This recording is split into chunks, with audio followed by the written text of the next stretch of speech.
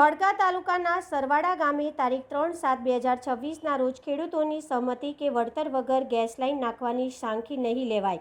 ધોળકાના સરગવાવાડા ગામેથી આપ નેતા બ્રિજરાજ સોલંકીની સરકારને ચીમકી. ધોળકા તાલુકાના 100 ગામના ખેડૂતોના સમર્થનમાં આપ નેતા આજથી જ ખેડૂતો માટે આંદોલન ઉપર બેસવાનું છું.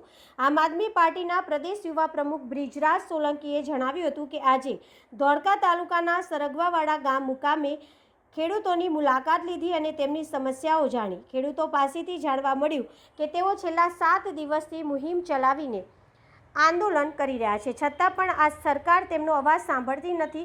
જે રીતે ખેડૂતોની સહમતિ વગર અને એક પણ રૂપિયાનું વળતર આપ્યા વગર તેમની કિંમતી જમીન નીચેથી ગેસ લાઇન પસાર કરવાનું કામ આ સરકાર કરી રહી છે, તેના વિરોધમાં આજે સમગ્ર 10 ગામના ખેડૂતો એકઠા થયા છે.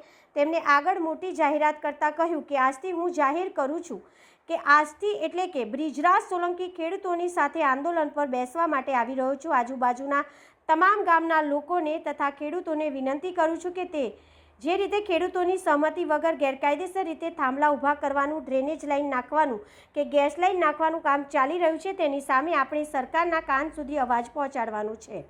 આપના નેતા બ્રિજરાજ સોલંકીએ આક્રોશ સાથે જણાવ્યું કે આપણે મક્કમતા અને મજબૂતાઈથી આ સરકારને ઈંટનો જવાબ પથ્થરથી આપવાનો છે અને સરકાર પાસેથી લેખિત બાહેધરી લેવાની છે કે ધોળકા તાલુકાના સરગવાવાડા ગામ સહિતના 10 ગામોની વચ્ચેથી જે ગેસ લાઇન પસાર થઈ રહી છે તે આગળ વધવા દેવામાં આવશે નહીં. જ્યારે સરકાર લેખિતમાં બાહેધરી આપશે ત્યારે જ આ આંદોલન પૂરું થશે. અત્યાર સુધી જ્યાં ખેડૂતોને સંઘર્ષ કર્યો છે ત્યાં તમામ ગામના વડીલો અને યુવાનો મારી સાથે હાજર છે.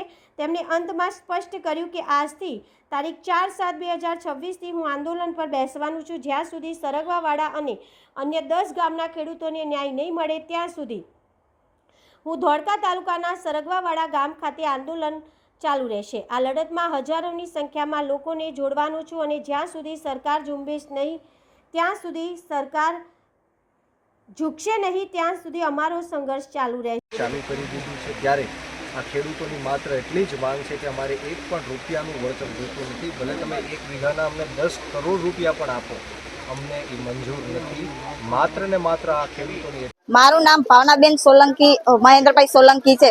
અમારે ગેસ લાઈનની જરૂર જ નથી અને એમને લઈ જઈ હોય તો રોડની સાઈડમાંથી લઈ જાય. આવા ચાલુ વરસાદથી અમે 8 દીથી અહીં બેઠા છીએ. અમારે કઈ કામ ધંધો જ નથી. સરકાર સામે અમે લડ જ કરવાનું નરું. અમારે બીજું કઈ કામ જ ના હોય એટલે અમારે ગેસ લાઈન નાખવા દેવાની નથી. અમને લેખિતમાં 8 દિનની મુદત આપી છે. 8 દિવસમાં અમને લેખિતમાં નહીં આપે તો અમે આંદોલન ઉગ્ર કરશું.